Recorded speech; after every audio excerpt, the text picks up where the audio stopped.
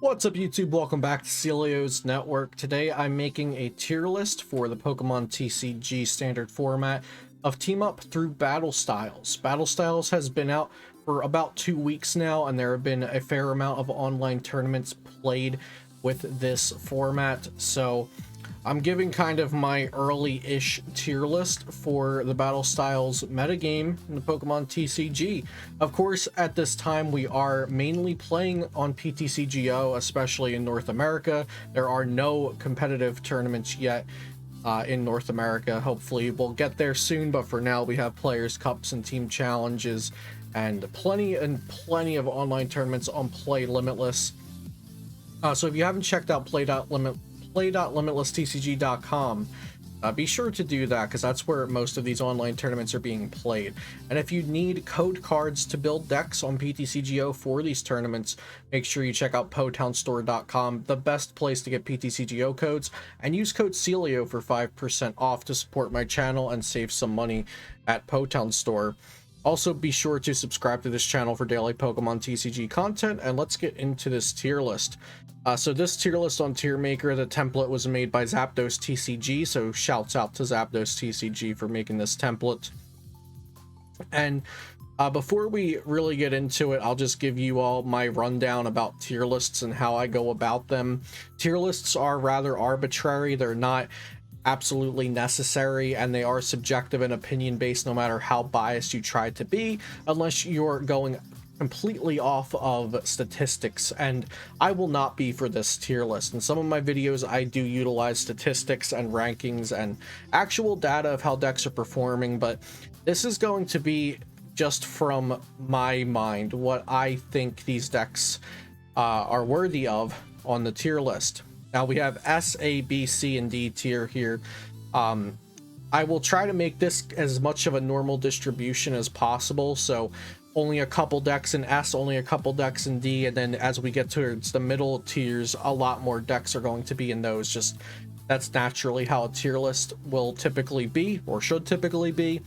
And there will be a lot of these decks that are just left in the bottom. If I don't put a deck up here, it means they're not actually part of the metagame, or they're super rogue, or they're just a bad deck that's not even meant to be on this tier list.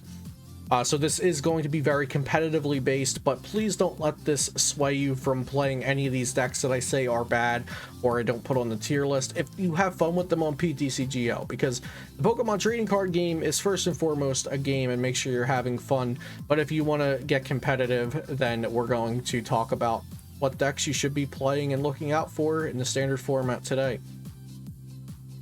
So let's start with ADP Zacian. So ADPZ, very strong deck.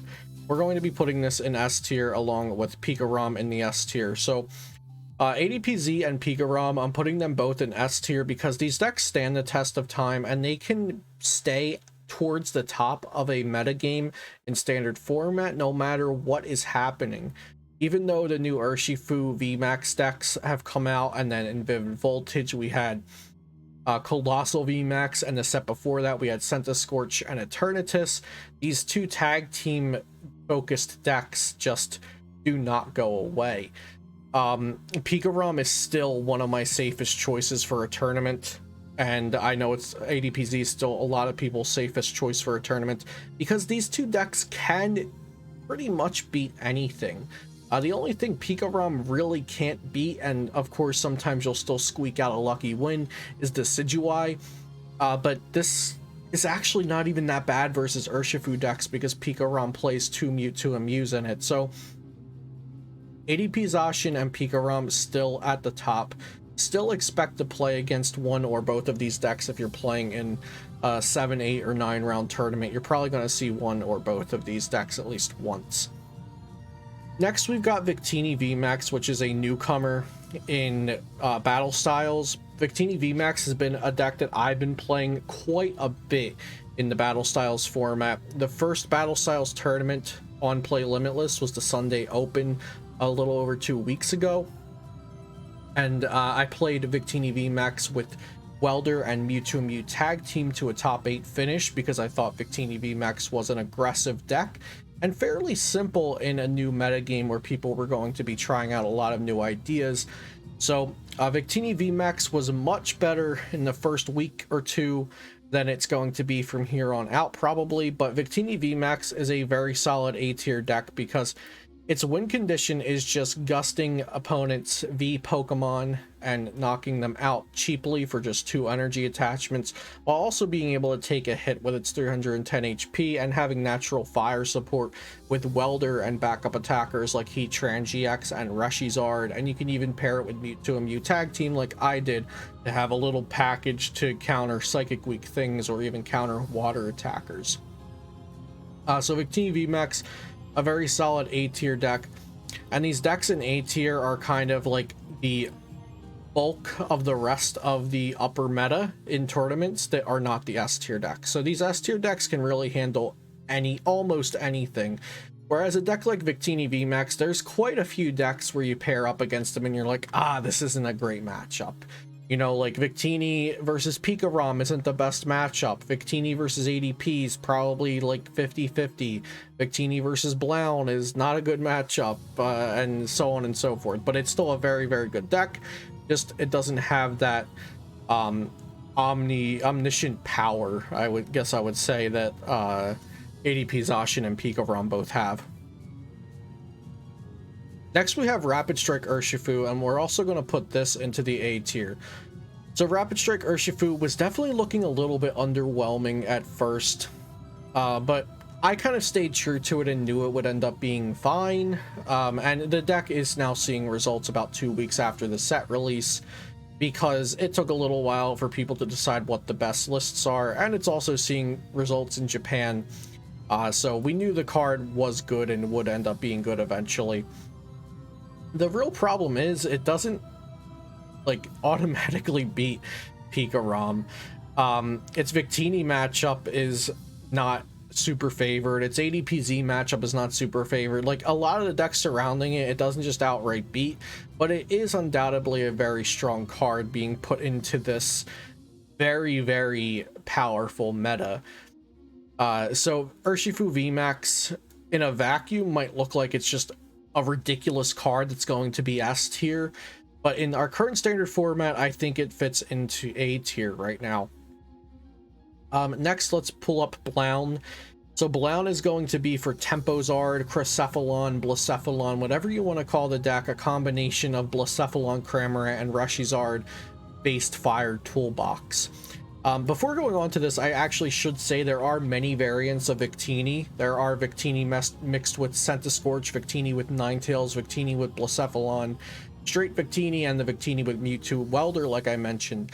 I think all of these variants range from tier A to tier B, but mostly on the tier A side. So now on to Bloccephalon. Bloccephalon is one of the best, if not the best, single prize decks, or deck with a single prize attacker, since it's not completely single prized focused with the Crocéphalon, with the Cramorant and the Reshizard mixed in there. But it is very strong and it has a lot of options. It is one of the decks that I think are a little bit of a higher skill cap because of the different lines of play and the sequencing to pilot it well. And just to backtrack a little, Pikarom is another deck that I think has a very high skill cap and a high skill ceiling. It allows people to potentially outperform the deck. Like the better players playing the deck are going to do better with the deck. Whereas ADP-Z, there's not typically a ton you can do to manipulate how the deck does. Whereas a deck like Pikarom and Bloccephalon / Tempozard, I think these decks really shine when you see some of the top players. Like Danny Altavia piloted Pikarom to a top finish in the Channel Pokemon tournament. Azul GG qualified through the North America Top 256 Players Cup with Bloccephalon, Tempozard. So these decks are things that you see the better players really show off the deck's potential with. So I do think that Bloccephalon / Tempozard definitely belongs in tier A. It's a very good deck with some good matchups, some even matchups, and some iffy matchups. Pikarom is definitely a tiny bit unfavored for it by nature. Pikarom just typically tends to do well versus the fire decks because you can play Chaotic Swell, then reset Stamp, and then paralyze them with Raichu. And also Pikarom decks typically play 4 Marnie, which can hurt fire decks. But Bloccephalon, like I said, it has a really good matchup spread. A lot of great matchups, some iffy matchups, some even. It's a deck that you can pilot and have your skill influence how the deck performs. And it also has a lot of options. Next, let's go to Eternatus VMAX, which we're also going to put in A tier. So Eternatus VMAX is quite the opposite of Bloccephalon in that it does not have a lot of room for skill influencing the deck's performance. It's very linear, it's fairly easy to play, and it does not have a lot of options. You're basically just swinging with Eternatus and hoping for the best. Of course, you can use Power Accelerator on Eternatus V sometimes, and you can use the backup attackers like Yveltal, Hoopa, Spiritomb. Sometimes you'll see a Sableye V thrown in there, but recently not so much. But Eternatus is very, very straightforward, but it's just overly powerful. 340 HP, it can swing for a max of 270 damage for just 2 energy. It's hard for this card to not have a deck focused around it doing well.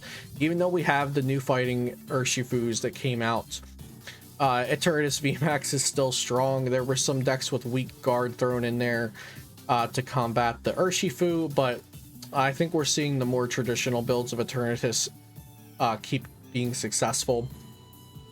So Eternatus, maybe some people thought it would drop down to there, but it turns out Eternatus VMAX is still very good. Next, we'll grab Mewtwo Welder.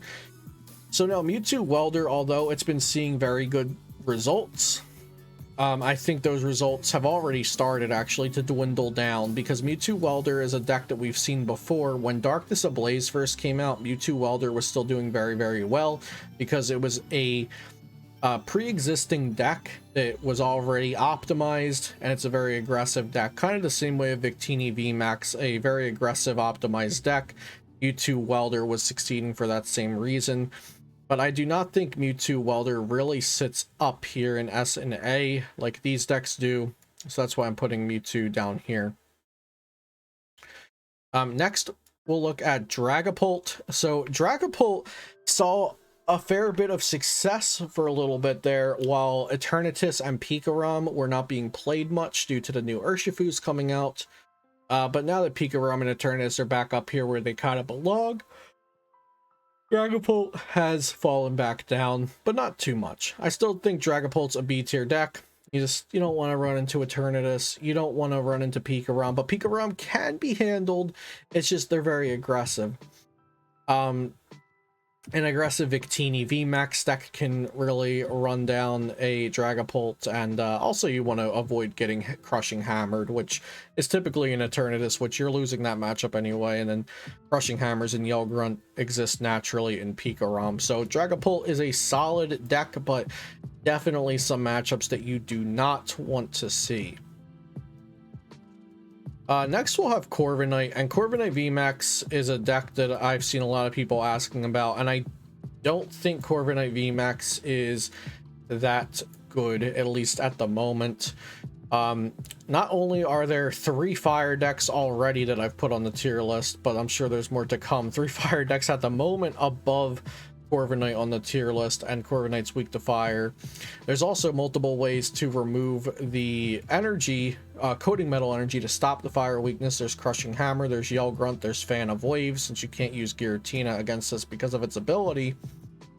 But it also has to evolve. It doesn't one-shot other VMAXs. It doesn't one-shot tag teams. Especially, it doesn't one-shot Pikarom, which a lot of VMAXs can try to one-shot Pikarom. This one cannot because of the resistance that Pikarom has to metal. And Corbinite also wants to set up 2 stage 1s to function. The Corbinite Bronzong decks are typically how they are being built, and you want to set up 2 stage 1s to do that. Also get 3 energy onto the board with metal saucers, manual attachments, and then for your supporter for the turn, the deck aims to use Cheryl sometimes to heal, which means you're not drawing cards with Marnie or Research, or even gusting a weak Pokemon with Boss. So the issue might be that decks are focusing too much on Cheryl. The problem might be focusing on too many attackers like Corviknight, Zacian, Luke Metal, Zamazenta, along with the Bronzong line. But Corbinite just is not performing right now, and I've also tested very streamlined versions of the deck, and I'm just not impressed myself with it. That's why I have it below all of these other decks. Next, we'll take a look at Decidueye. Decidueye definitely going to be up here in A tier. Also, I should note that these tiers, at the moment, I'm not ordering them in any specific way. Everything in A tier is going to be equal with one another. So Decidueye is very, very strong. Let's take a look. It auto wins an Eternatus that doesn't have specific counters. It auto wins Urshifu that doesn't have counters. It auto wins Pikarom. It auto wins ADPZ that doesn't have counters. And it autos Victini if Victini's not playing Volcanions. Has a ton of great matchups, but if ADPZ adds a counter, then Decidueye loses to an Aegis Slash. If Poison Eternatus can just kind of change their build to do better versus Decidueye, Victini can add in some Volcanions. Blounds is good against a straight Decidueye, which Decidueye is not running Obstagoon anymore right now, or at least most lists aren't. Decidueye struggles against Dragapult. It struggles if Mewtwo plays its own Volcanions. Centiskorch, another deck we'll get to, typically is good against Decidueye. So Decidueye has a lot of polarizing matchups, and matchups that are dependent on a 1 or 2 tech cards. The Decidueye is very, very good, and depending on the metagame, it could be the best call for the event, or there could be a ton of auto losses floating around. So I don't feel safe putting it up into S tier, although some tournament results and some metagames that you might walk into, it will feel like Decidueye is an S tier deck. Others, it might feel like it's a B or C tier deck in that specific tournament, but I do think it deserves its spot up here in the top 10 or so decks. So we're going to put it in A tier. Next, Centiskorch. So Centiskorch, I think, is falling down a little bit. Centiskorch is not great versus Pikarom, not great versus Eternatus. Victini can sometimes hunt down the Centiskorch Vs too early, but that matchup's fairly close. It's unfavored versus Blounds. I think Centiskorch is kind of just becoming the lesser of the Welder variants right now. And I'm not sure if that's because of popularity or strength, but for myself, I'm putting it in B tier. Honestly, looking at this list, I would play any of these top 7 decks, or possibly even Dragapult before I'd play Centiskorch right now, I think. Just because if I'm going to play a Welder variant, I like the options of Blound/Tempozard, and if I wanted to play a Welder variant that evolves, I like the aggression of Victini. So I think it might just be outclassed by these 2 choices right now, but people are still playing Centiskorch. It has been performing, but those performances, much like Mewtwo Welder and Dragapult, are dwindling down as the days go on of battle styles being out longer. Next, we have Intelion. So Intelion is a weird one. It got some really good results for a few days. I think I'm going to put it down in C tier. I don't want to hold it down just because of Pikarom, because that's just one very bad matchup, but it's also bad against Decidueye.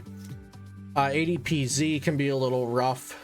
Eternatus can be a little rough if you're not an energy denial variant.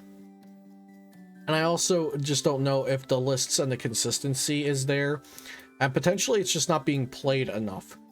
Without Pikarom in the format, I would definitely move it up to tier B, but Pikarom is kind of the deciding factor, moving it from B to C for me. I do love myself some Intelion Vmax. I think in a world without Pikarom, which we've seen actually in the Taiwan metagames, Intelion Vmax is actually a much better deck because of Pikarom being weaker due to the set legalities over there. But I do think Intelion just chills down here in C tier for now. Next we have Single Strike Ursufu VMAX. And this is a tough one for me because I do see the deck's potential, but a lot of the times it just feels like a glorified theme deck. And the reason why I say that is because the Single Strike Ursufu VMAX package was kind of just handed to us and forced upon us.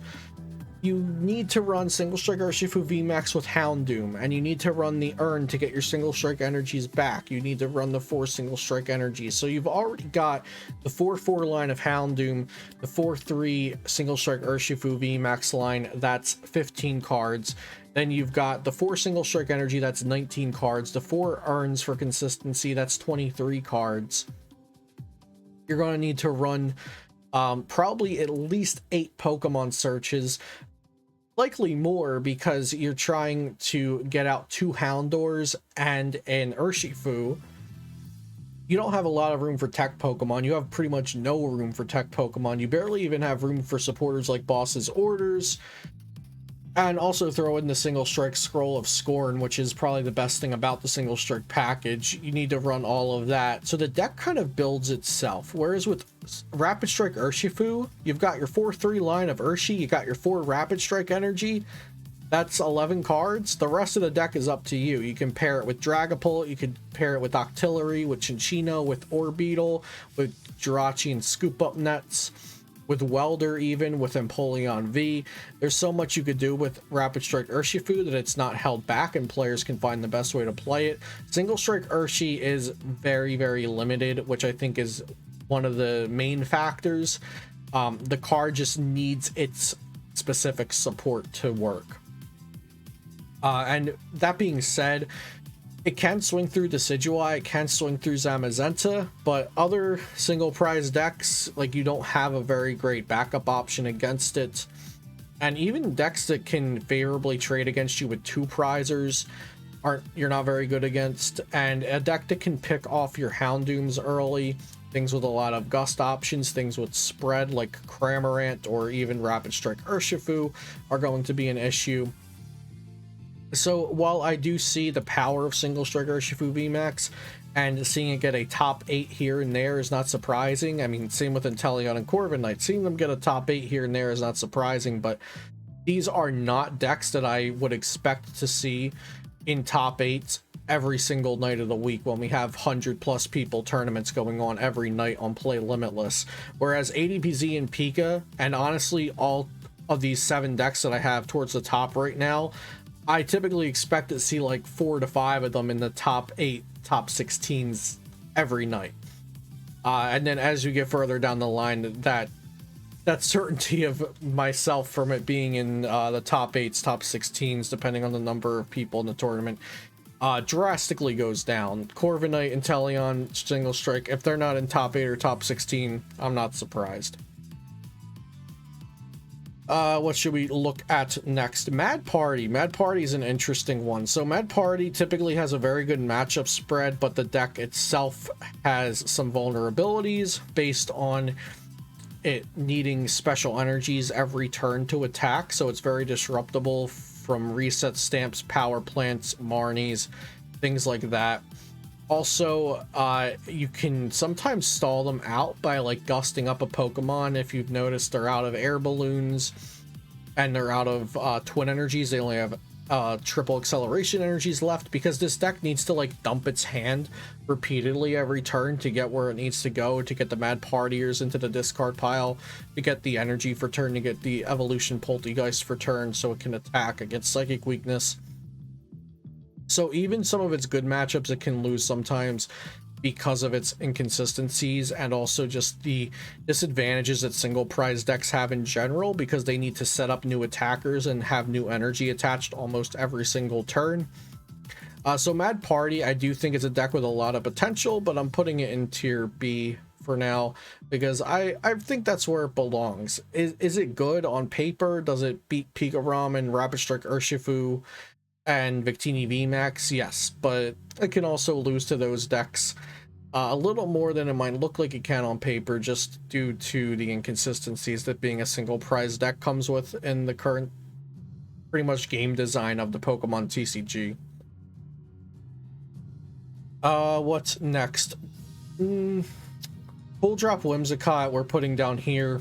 I don't really even feel like I need to talk about it much.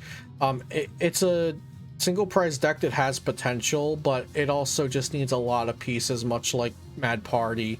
It's very flimsy and weak to Stamp, Power Plant, Marnie, all of that stuff. If Pikarom ever wants to put Vikavolt back in the deck, which we did see some Vikavolts popping up here and there to fight off single prize focused decks, especially like Whimsicott, this deck just falls apart to it. So I may be a little harsh on it going into D tier, but with the absolute lack of results we've seen from this, the lack of play, I'm going to put it into D tier, and if things happen, then we'll change it and we'll maybe move it up to C tier or something, but for now, it's going to be down there. Next is Lapras V-Max. Lapras V-Max is a strong card in a vacuum because with Frostmoth, you can set up just to be able to one-shot anything, and it's kind of interesting here. If you look at C tier, at the moment it's all decks that need 2 stage 1s set up, and that's really what's the problem with these decks, because the way that the game is designed right now with 3 prize Pokemon, you can't really slip up for a turn, you can't really fall behind, and these decks that need to evolve 1 or more Pokemon, these decks all needing to evolve 2 Pokemon on turn 2 to reach their game plan, they are at a disadvantage at the same way that a lot of single prize decks are at a disadvantage. So Lapras needs Lapras V-Max and Frostmoth to achieve its setup. Corbinite needs Corbinite and Bronzong. Intelion needs Intelion and Frostmoth, or Intelion and the stage 1 and stage 2 Intelions that search out cards for it. And then Urshifu Single Strike needs Single Strike Urshifu and Houndoom. Now you could argue that Rapidstrike Ursufu needs Octillery or Chinchino or something like that, but Rapidstrike Ursufu doesn't need those cards to actually play the game. It can just draw into the Rapidstrike energy and attach it, whereas Single Strike cannot attack without Houndoom accelerating energy. Corbinite cannot move energy around and heal without Bronzong moving it, and Inteleon and Lapras can't even attack on turn 2 without Frostmoth there to accelerate energy. So that's kind of why these decks are in tier C. They're decks that are good on paper, but have really disadvantageous inconsistencies compared to the rest of the decks, and the way that the game design and the metagame have shaped what decks need to do to succeed. Next is Luke Metal. So Luke Metal is a deck that I'm very unsure of, and I might just be doing like kind of a stream of consciousness here about Luke Metal. So Luke Metal, it's good against the VMAX decks, obviously, because Zamazenta just walls them. It's poor against the fire decks because your whole deck is weak against fire, and fire usually has a small energy removal package, whether it be Fan of Waves or Giratina plus Scoop Up Net. I kind of want to put Luke Metal in tier A, but I also think it is noticeably below like Victini, Eternatus, Blounds. I don't know. Luke Metal is a very solid deck. I might leave it here in tier A, probably as the last tier A deck we'll add for now. But tier A is looking kind of big, but we'll leave it here in tier A for now. I think it's a strong deck. It might be one of the top 10 decks, but with so much fire, we have Blounds, Victini, Scorch. I think we'll leave it in tier A for now, but I'm really on the cusp about this. Luke Metal is just such a deck like Decidueye, where it can be a great deck for a specific tournament, but also feel absolutely terrible for the next tournament based on the meta game. So it's kind of a weird one to place on a tier list, and I hope you all understand kind of where I'm at with it. It's much like Decidueye, where it's weird to place on one tier list because it really changes as the metagame shifts from tournament to tournament. But we'll leave it in tier A for now because it is a very strong deck. Next is Bronzong Box, kind of with the Aurora box, so you can build it ADP based, Mewtwo based, Luke Metal based. Just one off of every attacker, throw Ditto V into there with Aurora energies and all of your attackers to hit type weaknesses.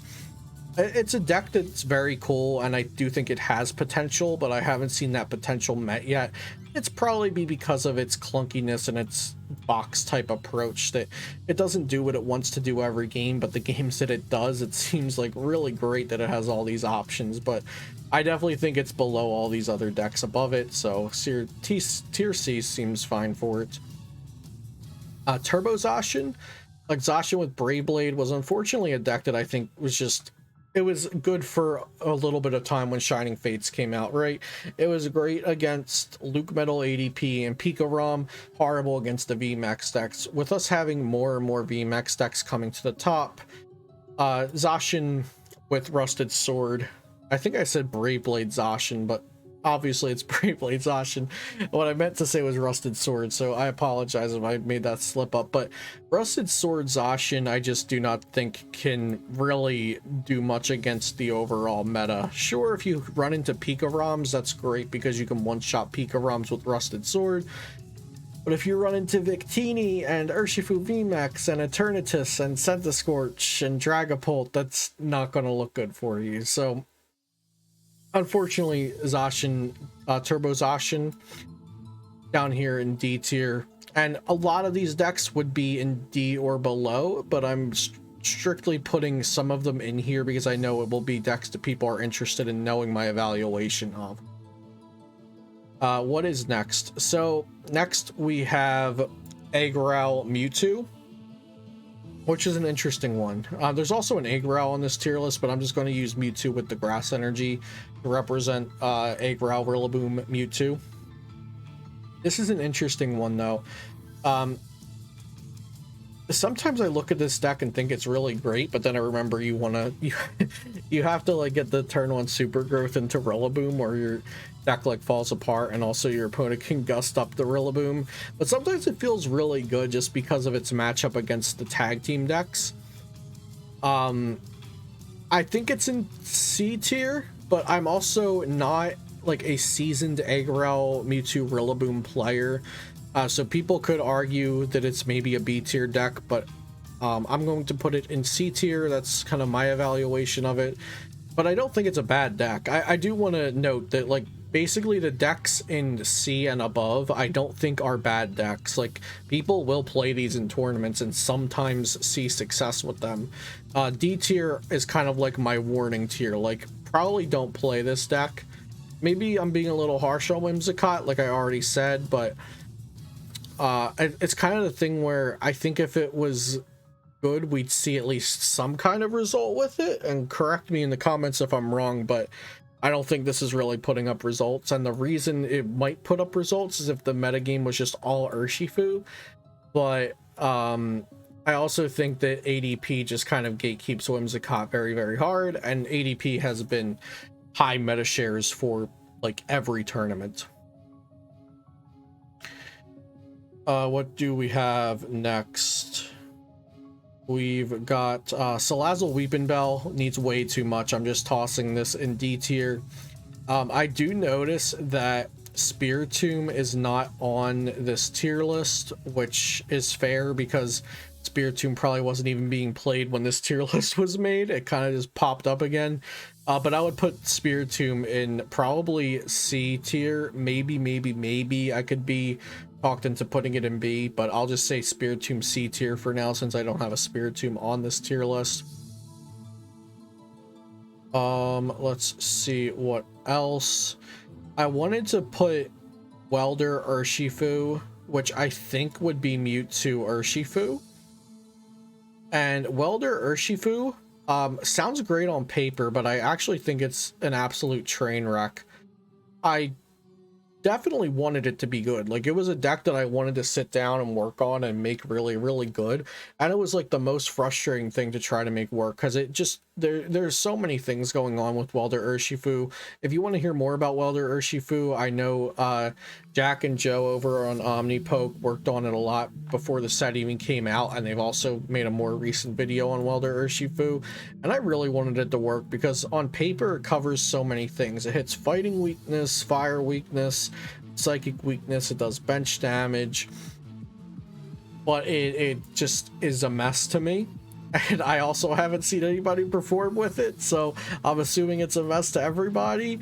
I could be proven wrong. I mean, if it's like, it has a lot going for it on paper, and if it ever gets played in numbers, like Pikarom or ADPZ numbers, then I think a couple people would hit the right cards over the course of a tournament for it to get its performances. But unless it's being played in such high quantities that people end up finally getting performances with it, I don't think Welder Urshifu will see its placements. And without seeing placements, I don't think it will ever have a lot of people playing it. So for right now, maybe until somebody cracks it, maybe it's just not great. I think Welder Urshifu is down here. You might see me doing a video workshopping the deck sometime in the near future, but I don't think it's going to be that great. Tabukogo V-Max. Tabukogo V-Max seems fine. It's gotten some performances here and there. I don't think it's any better than any of these decks above it. Tabukogo V-Max. There's greens builds. I've seen the ones with Omastar. I think the ones without Omastar are just better. Azul GG has a first place deck list of this on his channel. If you're looking for a deck list with Tabukogo V-Max, I would go check that out. But yeah, I don't think it has the potential to break into S and A. Maybe, again, if enough people played it, maybe it could put up performances to change my mind and put it into B tier, but I think the best way to play Tabukogo V-Max is a greens deck, and greens decks are at a disadvantage because of all the Marnie being played, all the reset stamp being played, and the aggressive nature of the game right now. Mewtwo Psychic is a deck that I do think has potential. I do think Mewtwo Psychic has potential, but I don't have the confidence to put it into B tier, but I do think it has B tier potential. We're going to put it in C. Mewtwo Psychic, of course, being heavy on Marnie and Trevenant Dusknoir and Gengar Mimikyu. You Horror House, then you Marnie Night Watch and disrupt your opponent while dealing a fair amount of damage. I've seen this played without the Rotom that accelerates energy, and I don't know how that functions well enough to perform. But Rotom sounds like an okay choice to accelerate the psychic energy, but like I said, I've seen lists do okay without that, and I just don't know how. Next we've got Lightning Mew3, and Lightning Mew3 is an interesting one because it's just so close to being Pikarom, but it's not quite Pikarom. At most of the time, it's just worse than playing Pikarom because you don't have room for the Crushing Hammers and the Yell Grunts, and that means you are worse against Eternatus. So Lightning Mew3,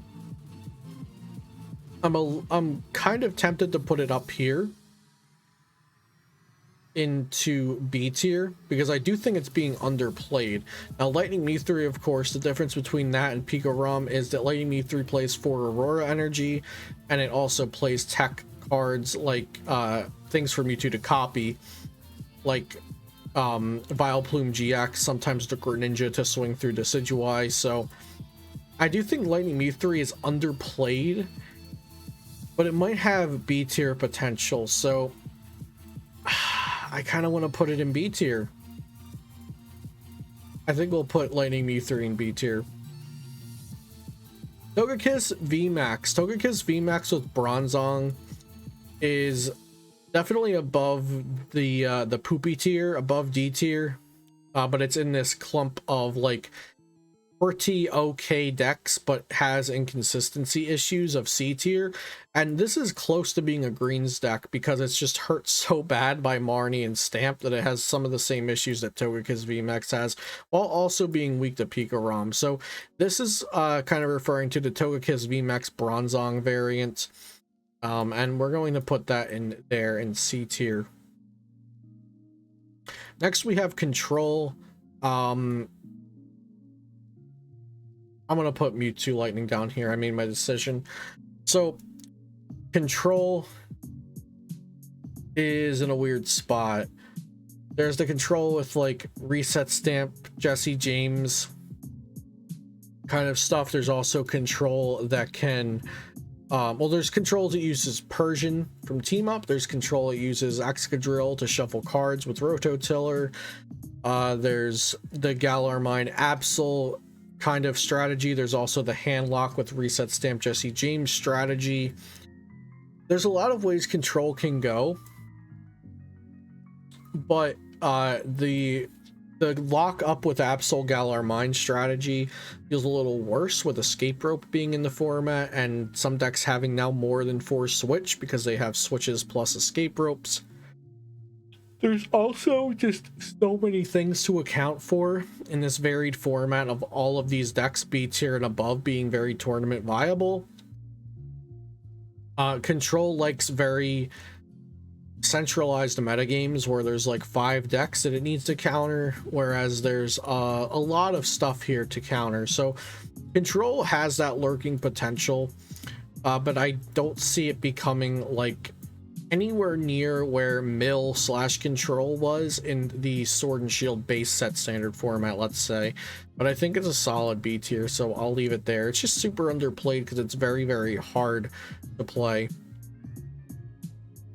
Colossal VMAX, I'm not sure that I see a reason to play it over the Ursufu VMAXs, being a fighting attacker and that being one of its strong suits. I've been messing around with a fun Cheryl build of Colossal, but I don't think it's actually worth playing over all these other decks above it. Orbeetle VMAX, sadly, I also don't think it's worth being played over most of these other decks above it. I honestly might be tempted to put it in C tier just because it typically has a good Pikarom matchup, but it can even lose to that because of Crushing Hammer, so we'll just drop it down here. And now let me add another tier. This is rogues and bad decks.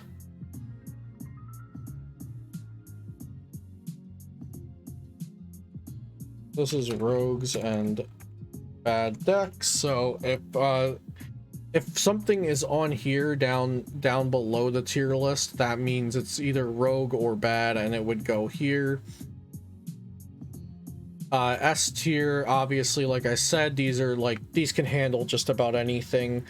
You're always going to see these decks going into tournaments at high meta shares, and they will typically perform pretty well.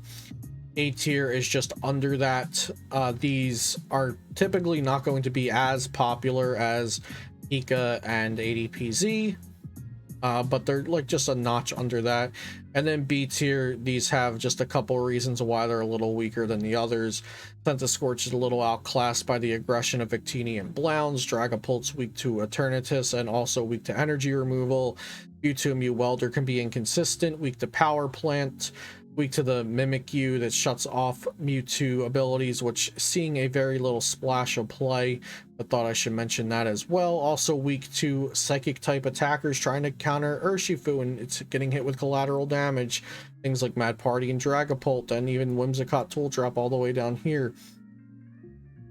Mad Party, good, but a single prizer. Control, solid. So yeah, there's my tier list for battle styles. Thank you for watching, and also shouts out again to Zapdos TCG for making this tier list. I'll leave a link to the tier list template if you'd like to make one yourself. And be sure to subscribe to this channel for daily Pokemon TCG content. Hope you have a great day. Thanks for watching, and I'll see you next time here on Celio's Network.